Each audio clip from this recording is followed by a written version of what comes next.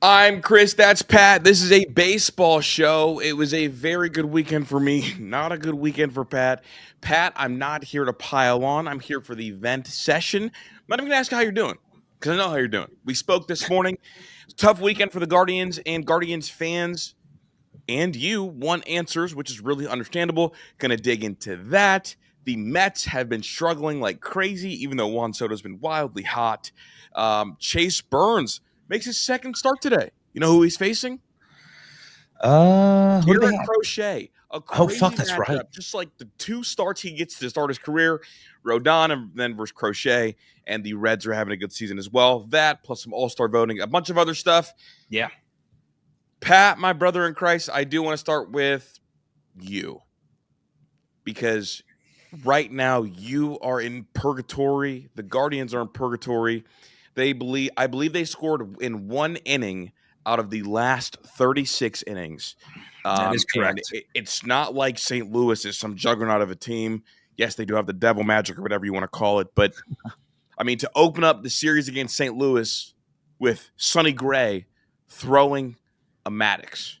Yeah. And I believe this is the third time this year the Guardians have been complete game shut out.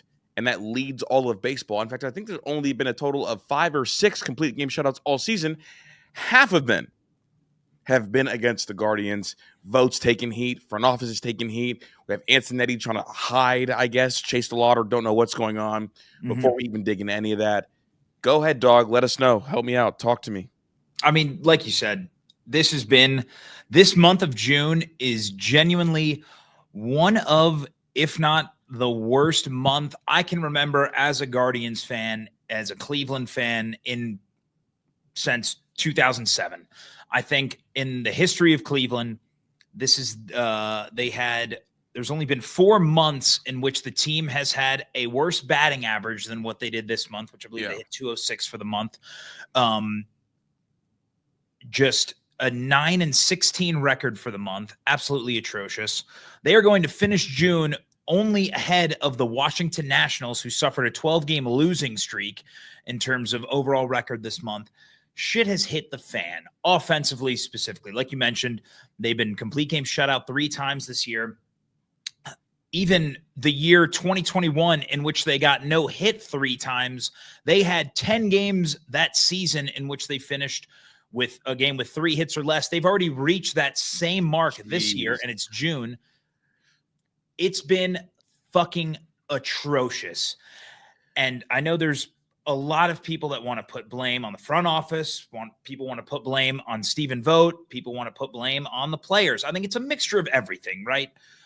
I have a problem with how Stephen Vogt has constructed the lineup, and it's been, kind of stemming for the last, couple weeks now. But the platoon Honestly, shit has last month and a half, about a month and a half ago, I heard you on this show kind of raise an eyebrow at kind of lineup construction because it was getting to the point where it's a little bit weird.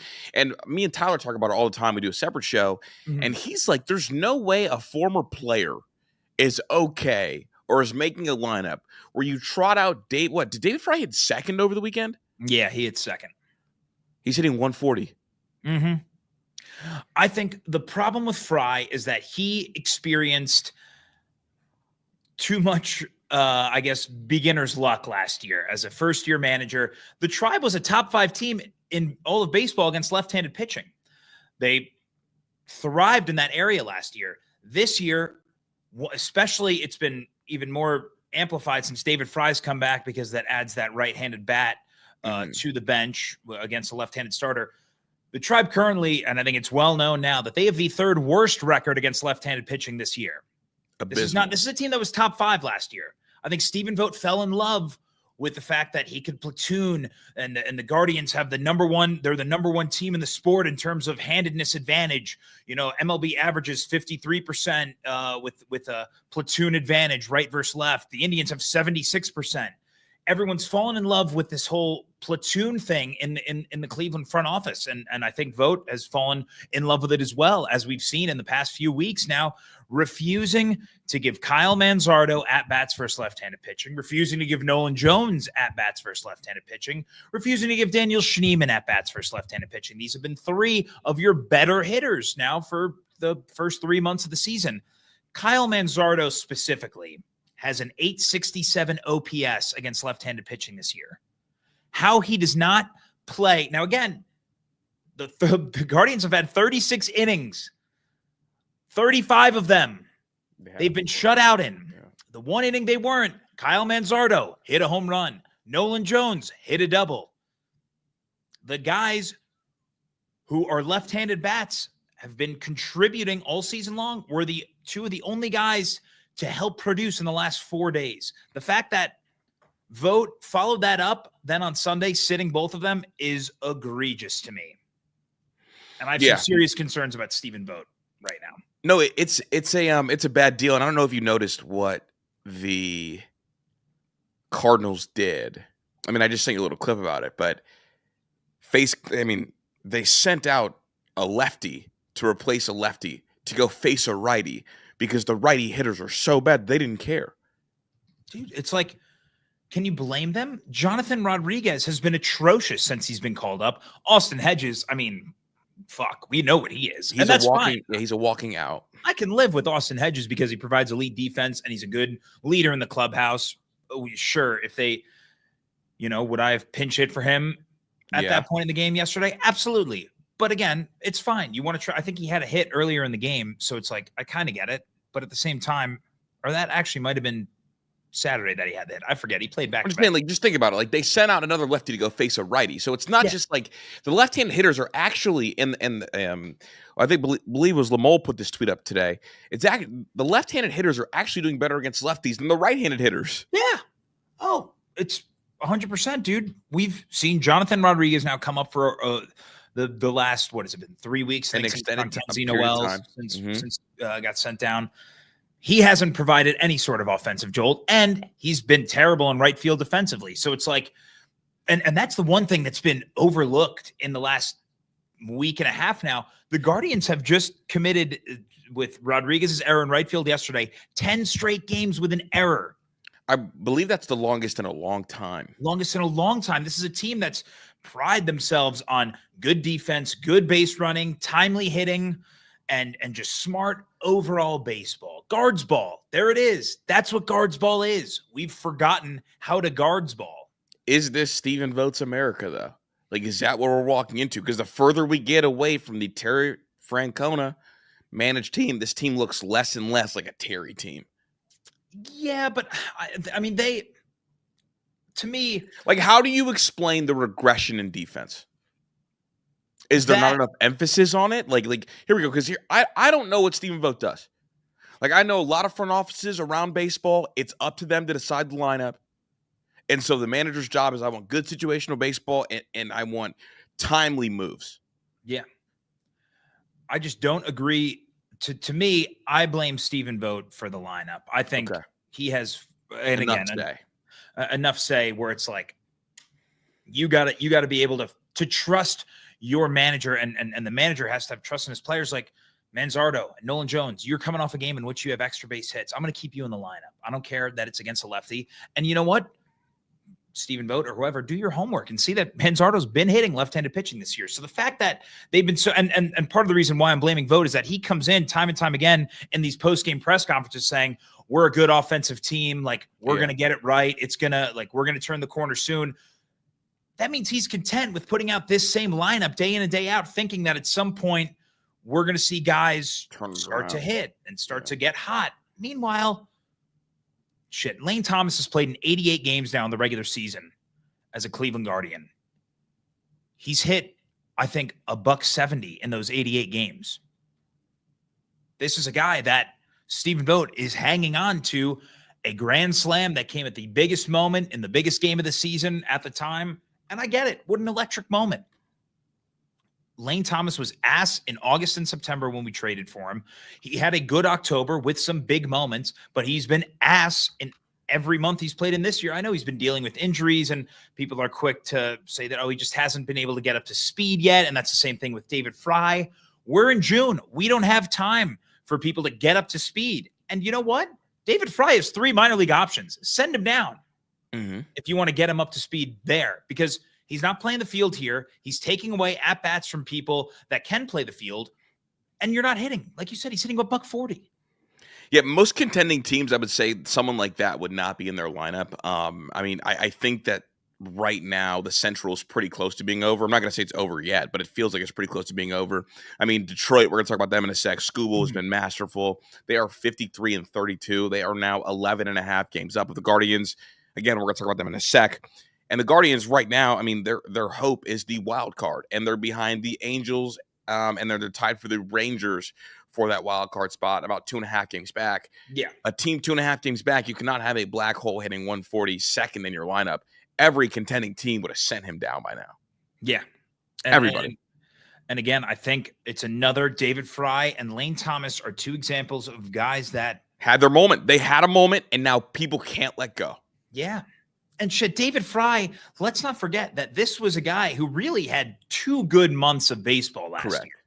He had a really, really good May that jolted him into the All-Star game in July.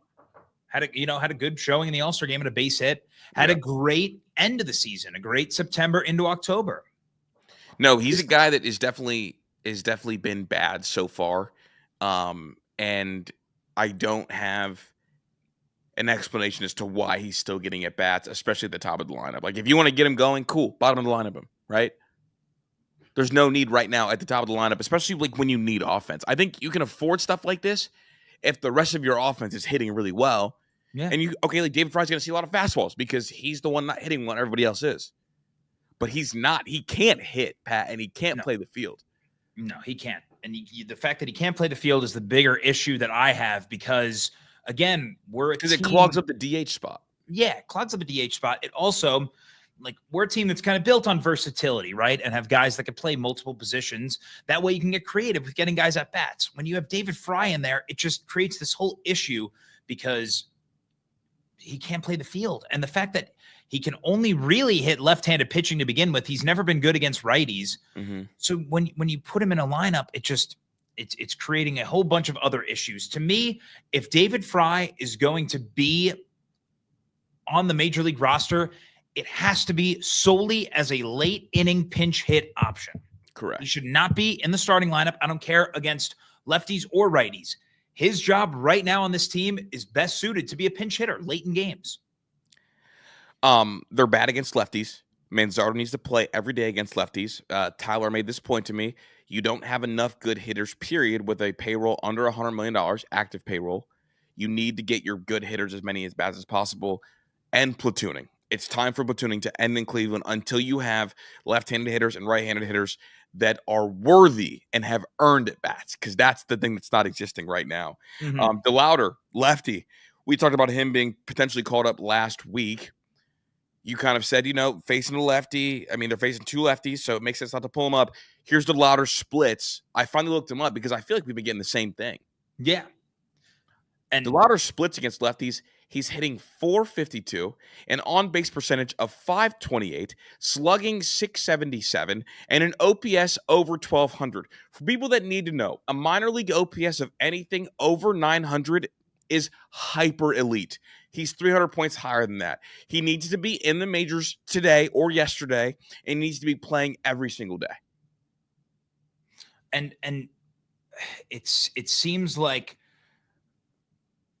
what's happening here is that, and I get what some of Chris Antonetti came out last week during one of the broadcasts in the middle of the game, joined the guys in the booth on Guardians TV, which is fascinating. Just in and of itself, fascinating, an acknowledgement of hearing the noise being really, really loud. And so and then 2 days later, after the in-game interview, he then had to address everything with a press conference that came before Friday's game. I thought after that news, we were maybe going to get some insight as to, all right, Chase is getting called up at this point, blah, blah, blah. Instead, Antonetti comes out and says, well, we're still working up his body back to full strength. And unfortunately, at that point, you're just asking for something bad to happen.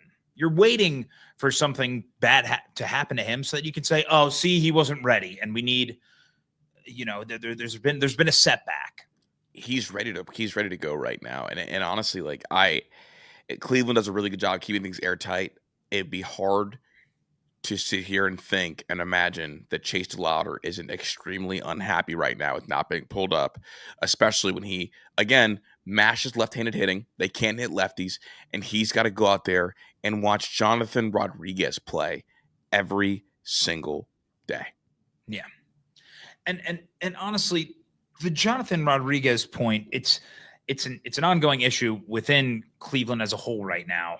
They have a lot of what we've said on this show as quad A hitters. Jonathan Rodriguez is another prime example of that. But here we go. Jonathan Rodriguez wasn't even close to the same level hitter DeLauder was. It is in AAA. Like DeLauder, I had to re-update it, but at one point last week, his last 40 at bats, he was hitting 400. He's been on base every single game he's played in AAA this year. He's been on base, which means A, he's got a decent approach. B, I would contend that he probably is going to pop similar or better power metrics than Jonathan Rodriguez, even though he's smaller. Yeah. And he's 100% a better defender than Jonathan Rodriguez. Oh, Rodriguez is terrible defensive. Yeah, so Rodriguez is a legit quad A player. I think DeLauder's a legit MLB player.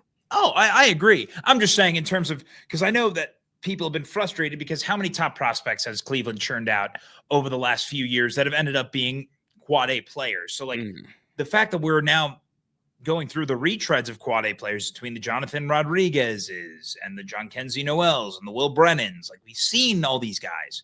Why not call someone who's been a top prospect that is absolutely raking and seeing if they can provide a spark to this offense?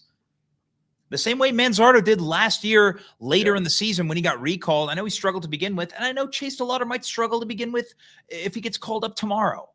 And I think the important thing is what is a part of your long-term plans? Because I sit here and obviously I follow the Guardians very closely because of, this show and also living in Northeast Ohio for a long time.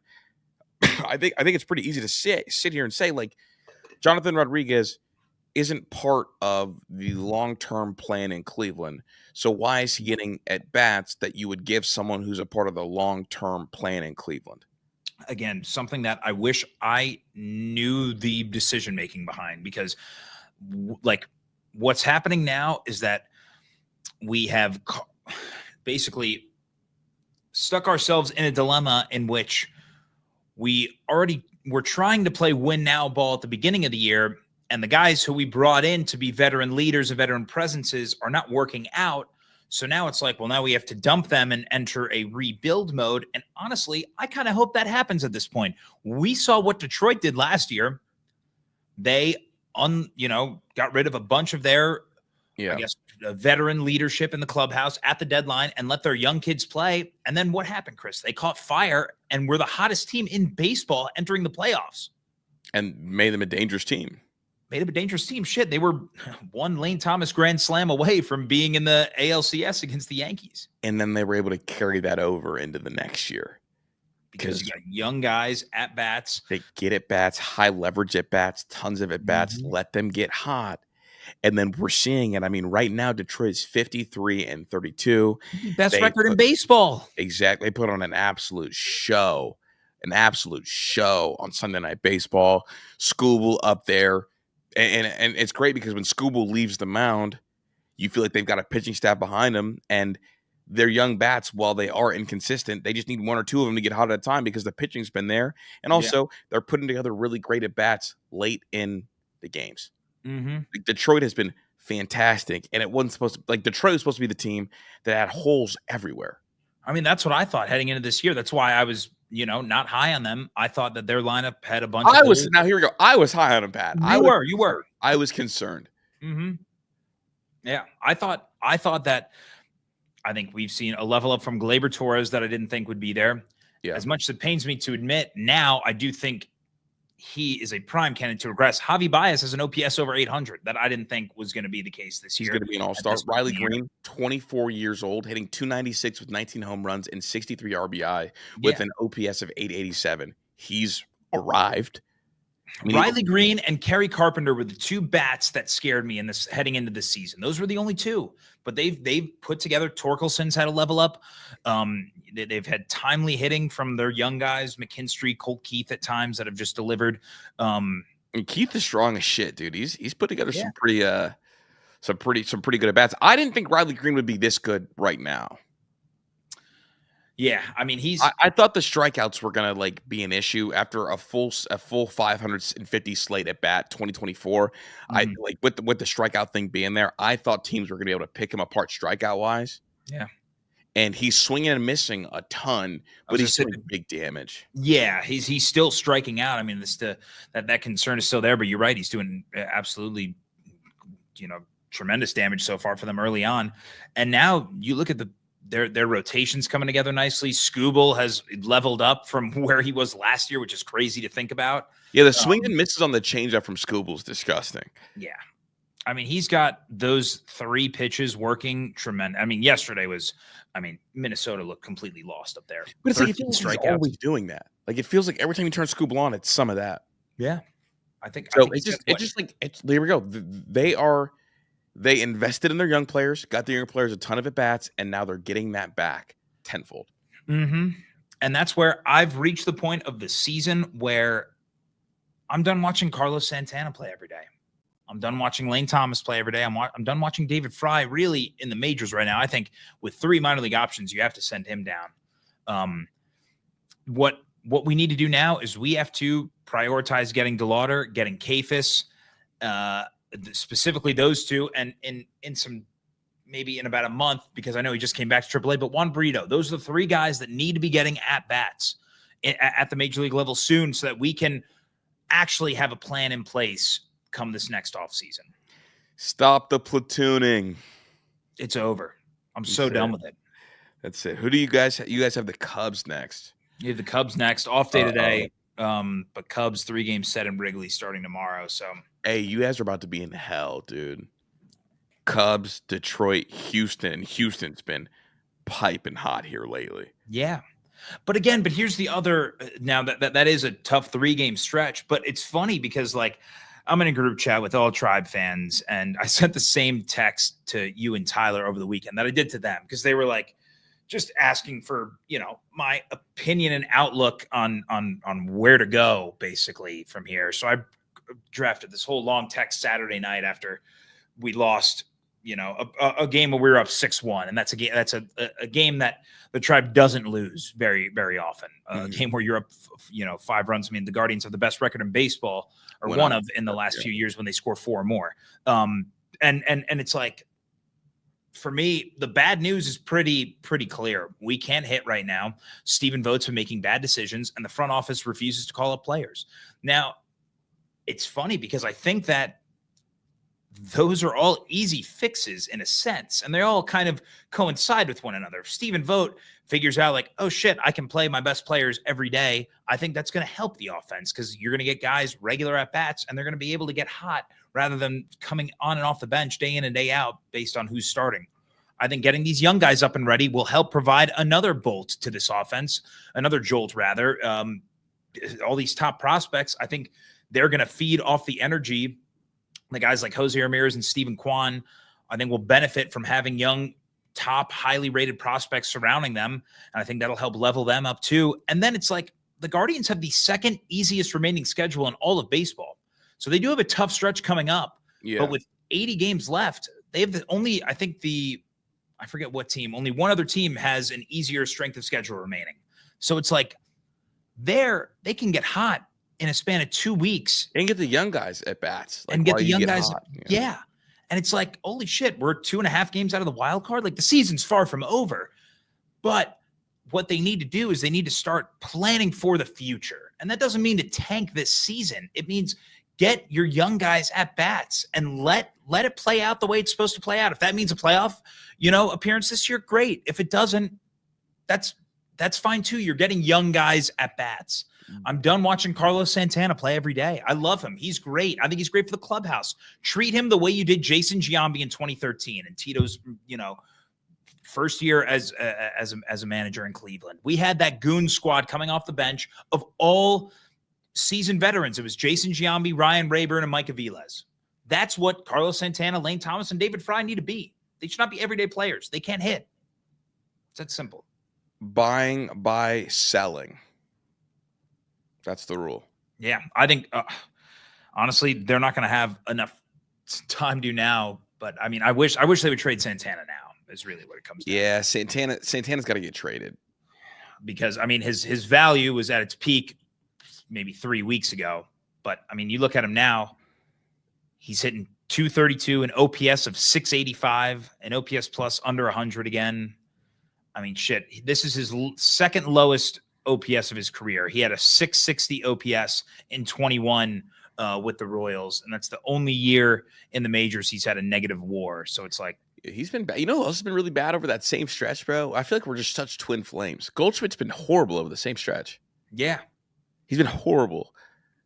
And again, these are guys that are just at the tail end of their careers. Like you can't, like really good hitters at the tail end of their careers. Yeah, that's what it is. And again, I love Los. I think he's done an absolutely. I think he's crucial to the makeup of this team, and I would love to keep him around as a bench guy, as what we had with Jason Giambi in 2013. I just don't think that the front office is gonna sign off on that. Like they're gonna see Carlos Santana, and they're going to want to play him every day because he's a switch hitter, because he provides good defense. Yep. You guys are in a spot, man. Matthew Boyd this week too, dude. Yeah, dude. And there's the thing. I mean, we decided not to give Matthew Boyd. And he wanted to return. Yeah. I mean, we saved his career. His career was in the shit. I mean, you look at Matthew Boyd, never really put it together in Detroit. Last season, you guys were the only offer for a starter role for him because you guys believed in the stuff. The only offer. There was no other offers for him to be a starter. No. I mean, you look at 8 years in Detroit, he had a career ERA in 162 games of just under 5. Like it was never working out for him in Detroit. He had 1 year in, where was it, Seattle in 2022, where he only pitched in 10 games out of the pen. He comes in with us last year, 2.72 ERA and 8 starts in the regular season, was absolutely money in the playoffs. And we let him walk for Paul Sewald, who's been ass and is currently rehabbing in the minors, for Jacob Junis, who seemingly pitches every other day in a 2-run ball game and ends up imploding and, ruining our chances of even making a comeback late in games. Gross. And it's like we could have, and Carlos Santana. Again, we spent the same amount of money it took to re-sign Boyd and 3 other guys because we're being financially responsible, and we have 3 below average players on. And honestly, and log jams because of it. Like you'd rather just have Boyd and then no log jam at first. No, we could have had. I mean, shit. Manzardo was always going to be, you thought, an everyday player heading into the season, but with Fry coming back, now he's really losing some crucial ABs. And at least now, if Santana's not there, we could just roll with Manzardo and Fry every day as first base and DH. And like maybe if Fry played every day, he'd be able to hit a little more consistently. So. And it's like, would you rather have Naylor and Boyd or Zacconi and whoever else? So that's where it's funny because I love how I'm not upset that we traded Naylor. Okay, at this point, 304 with a 833 on base OPS. Yeah, that's fine. If he does this, he's always been a good early season hitter. It's been late in the year when the lights shine bright, when the fat catches up with him and he just, doesn't become the same hitter in August and September and October. I mean, he was god awful the last half of the year. So like, I'm not worried about that. What we needed to do really badly after last year was, retool our starting rotation. And our rotation, what's crazy, Chris, is that we're going to end June with the 2nd worst record in all of baseball. Our starting pitchers have produced the 7th best ERA in all of baseball this month. And it's wild that the bullpen's been the weakness. Yeah. But again, there's some injuries and a long year last year. I think I believe in that. And a record-breaking year last year. We had our 4 top guys all with ERAs under 2. I didn't think they'd be elite, but it's like for that to be a weakness is weird. Like I knew they would regress. Like that's just natural.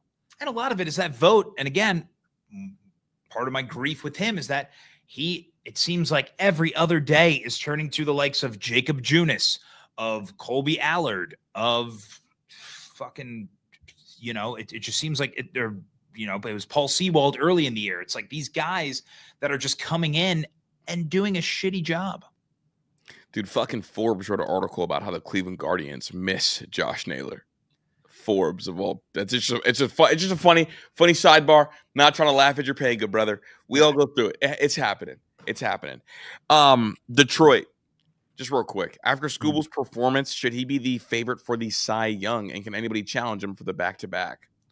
I mean, I feel like Crochet is probably the only person right now that can challenge him. Do strikeout numbers really matter when it comes to Cy Young? I'm of the belief that the most dominant pitchers in the sport always are going to have elite strikeout stuff. I know you want Fried, but it's not going to be Fried. But Fried has a better case than Crochet. So right now, at least odds-wise, Fried has the fourth best odds to win the Cy Young. Hunter Brown is also ahead of him, and I would also give Hunter Brown the Cy Young over Max Fried. Look, and I placed this bet a little while ago. We talked about it on the show. Yeah. But I'm trying to figure out why is Crochet having a better year than Max Fried? I mean, I would argue that if you pull up their stats side by side, it's kind of hard to argue it, right? So Max Fried, I mean, you look at, yes, he has the edge in WHIP and in ERA slightly, while Crochet provides elite strikeout stuff. They're about the same in WAR, the same in innings pitched. Oh, well, we've lost Chris. But anyway, yeah, I think Garrett Crochet has a better case than Max Fried right now. Just because I value, as one of my things when I'm evaluating starting pitching, is I really value guys with good swing and miss stuff and good strikeout stuff. There he is. I hit the button on my mouse, bro. The thing oh, shit. Yeah, bro. Bad deal, dude. Oh, you're good. Anyway, you're going to have to reset. You're telling me that Crochet is having a better year than Fried? I mean, if you look at all their stats side by side, for me, it's like everything is comparable one way or the other, except for strikeouts. So, like, naturally, there's the advantage. I mean, but it's like my job is to go out there and make sure people don't score. Yeah, and they both do that. And Fried does it better. And my job is to go. Their ERA is 1.92 versus 2.06. It's slightly. It's marginal. My job is also to go out there and make sure that nobody gets on base. Who does that better? Marginally, Max Fried. Yeah, so all those strikeouts, congrats, you can throw 100 miles per hour. The Cy Young is not reserved for people who can throw 100. It's not, I'm saying. That's all strikeout. All the strikeout thing means is you can throw 100. Congrats, you're a thick boy. You're big. If Max Fried was more than marginally better, I mean, the WAR speaks for itself. Max Fried at 3.9. WAR for pitchers is stupid. You know that. You know that WAR for pitchers is stupid. All right. But I'm saying I also believe in strikeouts proves that you're dominant, and you're more luck reliant when you're not a strikeout pitcher. You know that too. That's not luck. That's not luck. Don't pull xERA. I'm just saying. Stop it. I'm just saying. What is Fried's? It's actually gone down, which is what good. I'm saying. Fried 3.29. Here we go. And I hear you on the strikeout thing. 2.95. But here's what I'll say. Here's what I think is more valuable. Late in the year, what is the big thing with Crochet every year? Well, I mean, it hasn't even been every year. It's just he's never been a full-time starter until last year. Last year, what happened to the arm? He fell off in the second half. Why? To me, it's because he had never been a full-time starter before. He had never thrown that many innings. Patrick, you and I both pitched. Do not dance around this. When we see guys who are flamethrowers, who don't chase the fast innings, and I'll separate Scooble and Crochet, because Scooble will have fast innings because he's going to not walk guys and pound the strike zone. Crochet, in games. Crochet doesn't walk guys either. No, Crochet does not have as quick of at bats as Scooble does. You know that. I mean, Crochet leads the league in innings pitched right now. I know that. Pat, are you intentionally like not trying to get where I'm going? No, I get where you're going, but here's the thing. Crochet was never gas. He's going to run out of gas. You only have 1 year of data to back up this point. It was last year. But you and I both are. Do you trust Garrett Crochet in the back half of the year? No, but I'm saying right now, I wouldn't choosing Garrett Crochet over Max Fried in terms of my Cy Young. Right now, this can completely change in 2 months. I don't like to use the strikeout thing because I believe that if Max Fried needed to be a high strikeout guy, he could be, but him throwing fewer pitches, I think, is more important. Max Fried this year has only gone over 100 pitches one time, and he's taking you into the 7th and 8th of every game because he's got quick innings, because he's getting early count ground balls. I think that's valuable. Yeah. And also, I just want to address this real quick. Max Fried has pitched more innings than everybody. I think there's only like 3 or 4 pitchers that have pitched over 150 innings for the past like 4 or 5 years, and Max Fried is one of them. At least 3 out of the 4 innings, 3 out of the 4 years. Yeah. Like the whole Max Fried like innings thing, I think is foolish because he's pitched more innings than Crochet and than Skubal in terms of like volume. And part of one of the changes that he went through is I'm not going to pump fastballs by guys. I'm going to throw this cutter and get ground balls. Mm-hmm. I don't think strikeouts matter as much as you do. I think they matter for the playoffs, but it's like a preference thing, right? Yeah. All right, so let's do it. We're going advanced data. Let's do it. Pitches. If you want to talk about pitches thrown on the year, Fried has thrown 50 less pitches than Crochet. Good. And how many more starts? Just the same amount of starts? Same amount of starts. 17 game starts for each. Okay, so he's thrown 50 less. Good. How many more innings does Crochet have? Crochet's got 1 1/3 more innings. It's gonna catch up to him. I'm telling you. It's not a huge discrepany, though. No, it's not. But I would argue that if we're gonna go through and do that, I think percentage of fastballs thrown matters more because Garrett Crochet is pumping far more four seams than Max Fried, and we always talk about like pumping that many four seams definitely has more wear on your arm than anything else. That's true, and I will say I'm not a believer that Crochet is going to continue this the whole season long. I do believe that. I mean, that was one of my. I was pretty clear on. I wasn't crazy about Boston signing him to this long-term deal and trading all these prospects for him because we have had 1 year of him as a starter and he completely fell off the back half of last year. So like, I'm not saying that he's immune to that. I think that's still a very real chance that that's going to happen. Right. But, and I think if it does, when it does happen, I think that's his fault. Because here we go. I believe that Max Fried can be a higher strikeout guy. Do you agree or disagree? I mean, if you look at Max Fried throughout his career, it's he's never been a high strikeout guy. They've always had really good defense in Atlanta. But here's where I'll say that I believe he can be a strikeout guy. Early in the year, there were a couple moments when there was some bad defense out there, and what would Fried go do? KKK. Ball's not going to play. Yeah. So it's like, I mean, in terms of like double-digit strikeout games, I'm sure that Max Fried has, I mean, I don't know if he has a 10er this year. He might. He had 11 against Detroit. Yeah, so he has 11 against Detroit, 11 against Kansas City. When is that game? Huh? I see 7 versus Kansas City. No, so I see he had back-to-back starts of 11 Ks. Huh. Why don't I see that? Oh, it's just versus opponent. Yeah, he has. Oh, yeah, because he has 11 total versus Kansas City. He had 7 in one start, 4 in another. Yeah, I'm on just. Yeah, I was gonna say he had the 7 Ks in his first start, 4 in the second start. But again, he's been a consistently good strikeout guy. I mean 9 his last 5 starts, 7-4, 9-7-7. Like, yeah, he can go get him.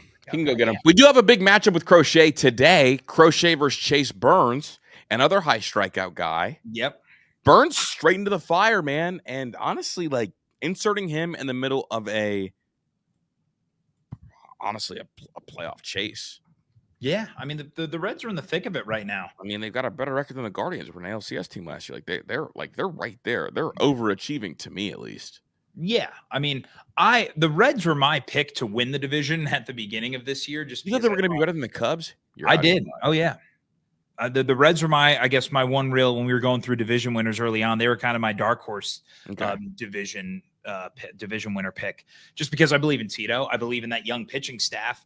And again, we're seeing now, again, I didn't even put Chase Burns into that equation when I thought that they were going to, potentially make the playoffs this year. But now that you add Chase Burns into that, like after watching him last week, he is the real deal for sure.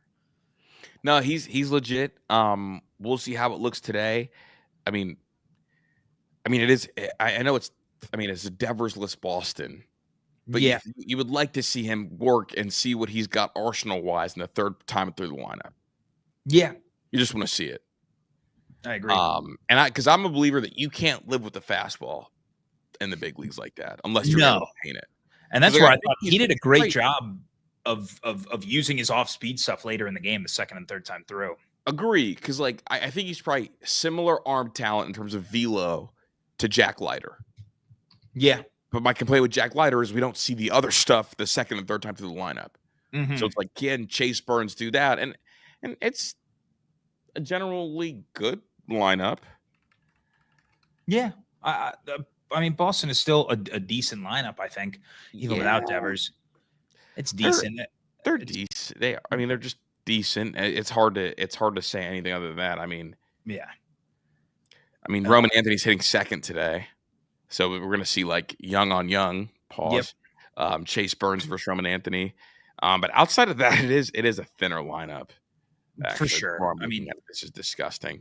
Chase Burns could have a day today, and you could hear the Wild afterwards. If he had, I mean, shit, we're talking about 5 innings, 8 Ks against the Yankees. Like, he could reach double-digit strikeouts, I think, today against Boston. Yeah, no, he absolutely could. I could see that, and then it's going to get really, really loud.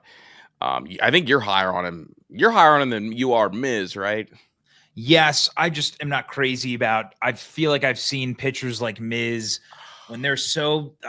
Listen, I love the 6'7", but the 6'7", $190. It scares me. It just screams injury waiting to happen. That's all, and that's why I go Burns over. I think his extension might save him, though. It very well can, but I feel like I've seen this.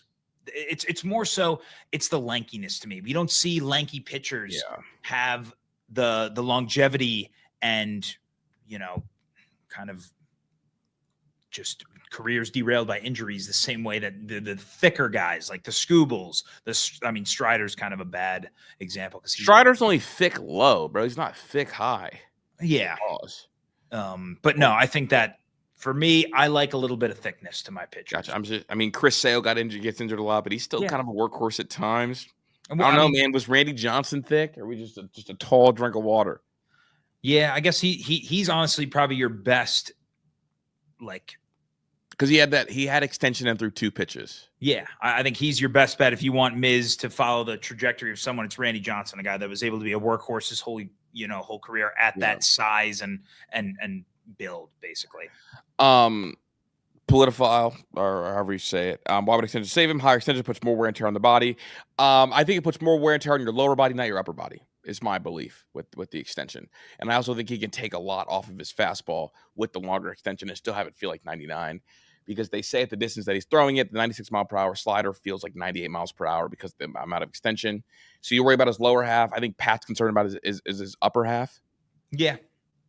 It's similar to like when Tristan McKenzie takes a little bit less arm out of it, I guess, is the belief. Yeah, 100%. If again, I don't know if the extension is going to save him. I mean, that's that all comes down to Milwaukee and their whole pitching department and their philosophy. If they believe that if they're telling him to take something off, I just don't know. I feel like it's got to be tough for a pitcher to do that, right? To naturally. Yeah. I just like the extension because it makes you more of a full body thrower rather than a upper body thrower, and that's my concern. Mm-hmm. No, I mean I'm a believer that extension. I mean the Guardians love extension. We get guys with phenomenal extension. It's those really tall, lanky guys that the bill just worries me because more often than not they're injury prone. Like I don't feel the same way about him as I do about like Dustin May when I watch Dustin May throw. Yeah, see, again, we've seen only 3 starts from Miz. Yeah, I'm just saying, I get that. I'm just saying I don't get the same because like Dustin May is 6'6" and under the 70th percentile in extension. So like Yeah. when I see him, because I feel like Dustin May steps really short and just literally you see his elbow way out in front, like a real nasty whipping motion, and it's like that evil death spinny ball. And it's like, Yeah. I don't exactly love that. No, that's a good point. I mean, but again, that's just for me, it's just a feel I have, and I'll have to dig more into it. And maybe I'm jaded, but like it's McKenzie's the guy that comes to mind because he was always a guy with a lead extension. I mean, 6'5", weighed probably $180. Yeah. But just like always been a guy with the lead extension that once, the fastball velo dropped, he started to get the injury concerns, and now he's been a mess for the last 3 years now. So who knows if he'll ever be saved. I want to look up his extension too. Because how tall is he? 6'5"? I think so. 6'4", 6'5". Pearson McKenzie Savant. Yeah, 6.9. So he was kind of up there extension wise. Where was he in 22? He's been up there in extension, so not bad extension wise. Definitely better than what's it called? What's his face? Dustin May, who I don't think will ever be healthy, bro. Yeah, I mean, shit. I'm looking at it now. He's been basically in the 83rd percentile or higher every year in extension. And when he came up, dude, that 2020 season, his rookie year, he was 94th percentile in extension. Yeah, that's before he got hurt, right? Though. Oh yeah, that was. I mean, shit. He got hurt in 2022, I believe it was. Yeah. Because his first 2 years, because in 21 was when he had the year in which he threw, 21 was his first kind of full year in the bigs, threugh 120 innings. And then 2022 was his last healthy year. 2023 is when he got hurt and didn't get the surgery. I have something for you. Mm-hmm. No, I don't. Never mind. I was going to do the Ohtani thing. On days when Ohtani pitched, he's not hitting well, just separately. Just want to put that on people. He's not hitting well when he's pitching. So, but he's been pretty good his last 7 days, so I wasn't even going to talk about that. Yeah. The Yankees. We just beat the A's in a series. Feeling good. I think Jazz Chisholm is legitimately a top 5 third baseman in the sport and a top 2 or 3 second baseman in the sport. I'm crowning him. Big Jazz Chisholm. I'm proud top of 5 third baseman in the sport. Yeah. Mm-hmm. Okay. I mean, who's better? Jose Ramirez. Absolutely. I would put Matt Chapman when healthy better. Okay.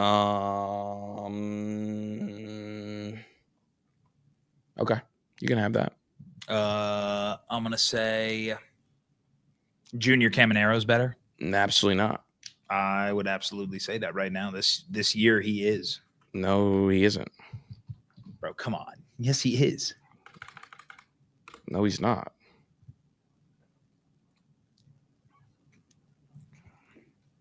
He's definitely not better. Wow, Jazz actually does have a higher OPS, which is crazy. Literally after the horrible slump he was in around that injury too. Yeah, it's the on-base percentage. That's where Jazz takes his walks. Junior doesn't. That's where we get fucked on the OPS. I'm still picking Junior. More power. Give me my third baseman should have 20 home runs by now. He's missed a ton of games. Just saying. I'm just saying. It's like let's be serious. He's played in 53 games and has 53 games and 13 home runs. Yeah. Dog, that's a good pace. Yeah, see, you weren't ready for that one. I know. I thought Caminero would be the clincher there. Mm-mm. And also just separately, since moving to third, he's hitting .318. Okay, so his WAR. Now, see, he doesn't qualify, but he has 198 plate appearances, I think. So if we do that there, yeah, Jazz is. Oh, see, if you do Fangraphs WAR, Junior has a higher WAR, but he's in terms of overall WAR for third baseman, Jazz is 12th in the sport. He just got there, and he's been hurt. Yeah, but all right. So Josie, Josie? Michael Garcia's probably had a better year. I know, but you'll never admit that. That's your op. Is he an everyday player yet? Yeah.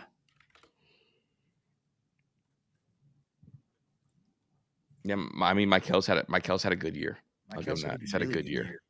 I'll put Manny Machado. Yes. And then Muncy. Matt Chapman. You already said Chapman. No, I said Josie, Michael, Manny, Chapman, and Muncy. There's 5. And that doesn't include Paredes, who's been raking as of late. Nah. Eugenio. I love him. Been raking. Nah. He's top 5. Hold up, dude. No, Blood's better than Chapman this year. Who? Jazz is. Jazz? What? You're fried. He is. Matt Chapman has almost 3 WAR. A 133 OPS plus. Dog, and he's missed time too. He's missed time, but he still played more games than Jazz. Yeah, but still. Jazz, better batting average, better on base, and better slugging.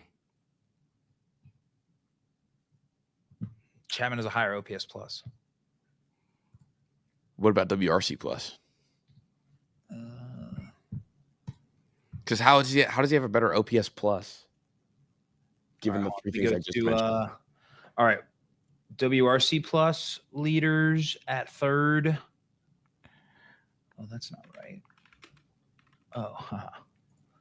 All right. Matt Chapman has all right. So they're basically the same. Chisholm's 133 WRC plus, Chapman's 132. Yeah. That's what I'm saying. That's right there. That's real close. I'm just saying you're ready to give one top 5 real easily.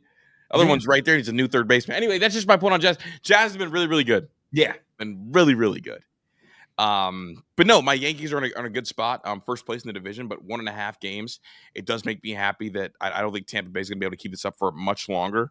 What team? I think I asked you this. I can't remember if it was on air or not, though. But does Tampa or Toronto scare you more in terms of overtaking you guys in the division? Toronto long term. Okay. I mean, Tampa Bay can't be this good forever. I mean, their active payroll is like bottom 3 in the league. Yeah, but they're also going to get healthier.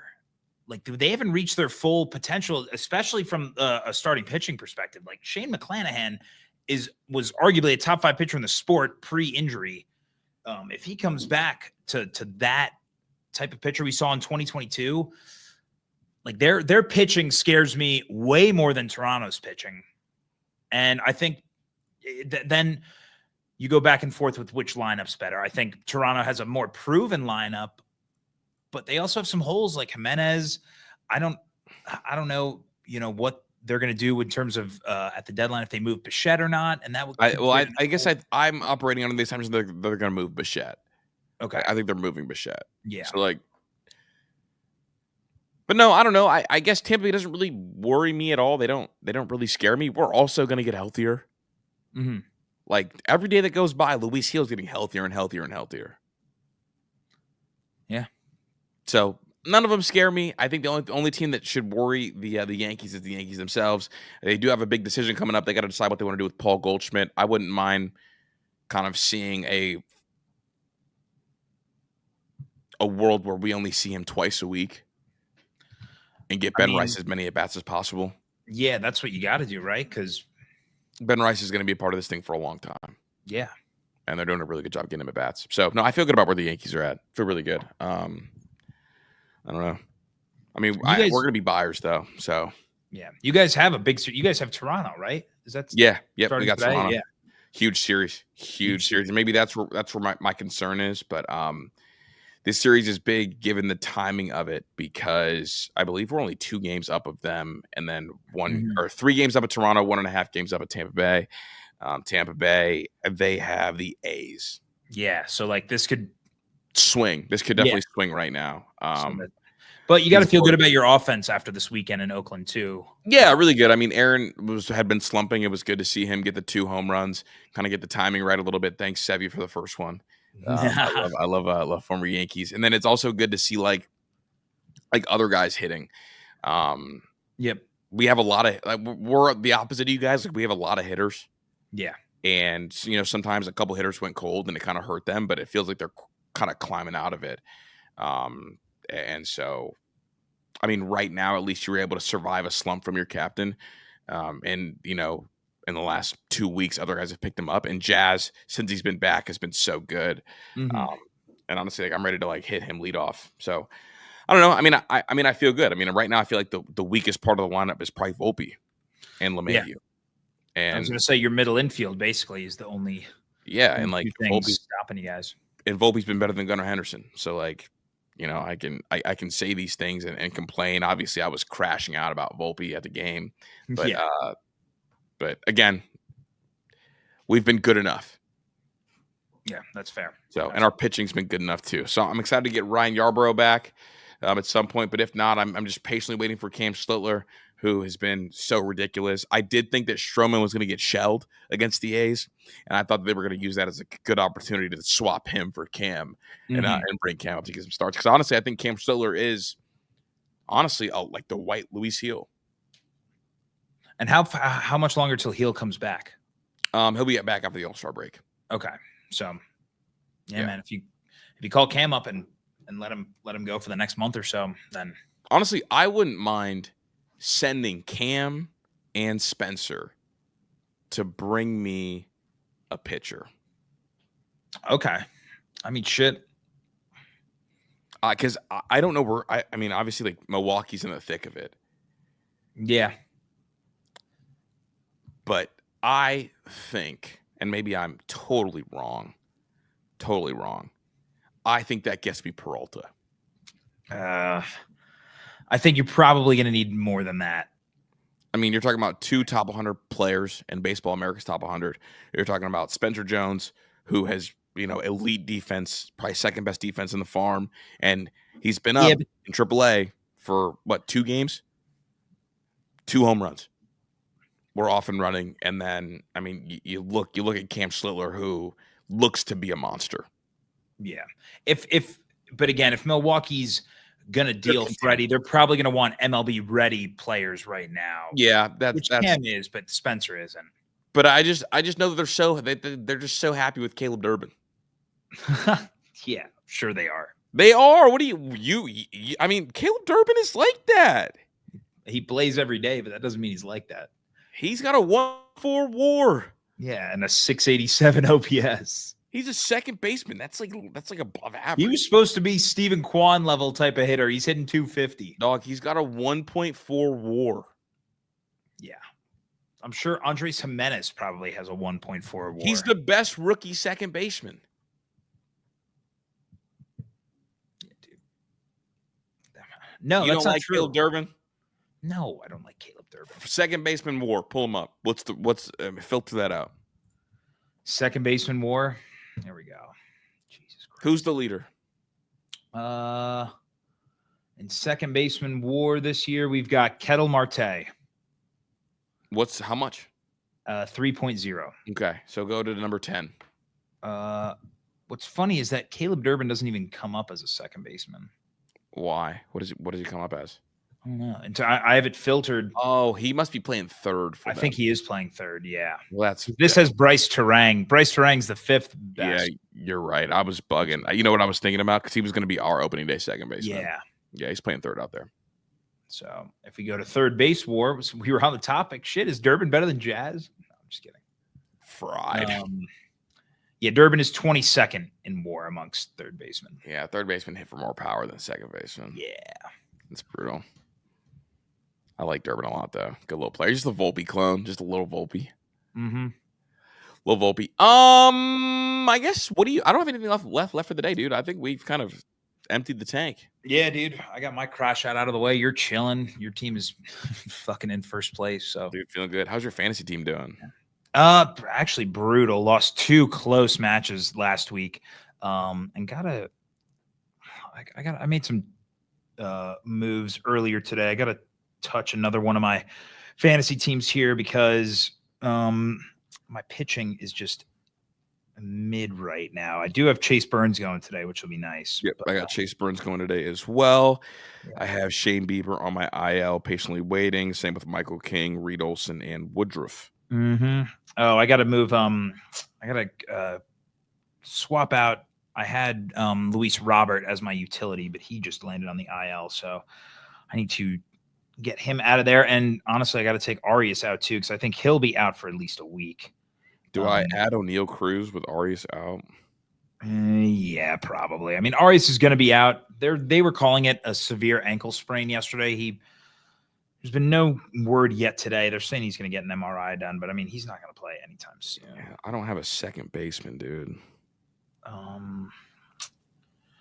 Yeah, I'm over here looking at Andre Jimenez like, "Hello, darkness, my old friend." I had to pick him up. I mean, in my one league that's cumulative scoring, he's my second baseman, but that's also we don't have every team available in that league, so it's like you only X amount of teams. So Jimenez was the best second baseman available. Yeah, I'm gonna go ahead and pick up Jimenez and just drop Arias. Yeah, for now, and then obviously, like I'm keeping really a close eye on the kid from the Angels. Oh, Cairo. Yeah, it's Kyron, I think, right? Yeah, I can. Kyron Paris. Yeah. What did I say? Cairo. Yeah, Cairo. So I'm keeping a close eye on him. It's just kind of how things go. Yeah. But next episode, I think it'll be a big trade deadline show. As we kind of get closer, we'll do some research and break down who should buy, who should sell, and what we want to see from everybody. But get us out of here, dog. That's all we got. Thanks for kicking it with us today on this fine Monday. Enjoy the week. Enjoy watching your favorite team. Hopefully, put up more offensive numbers than the Cleveland Guardians. That's facts. But I'm Pat. That's Chris. Spain Corners. Strike 3. You're out.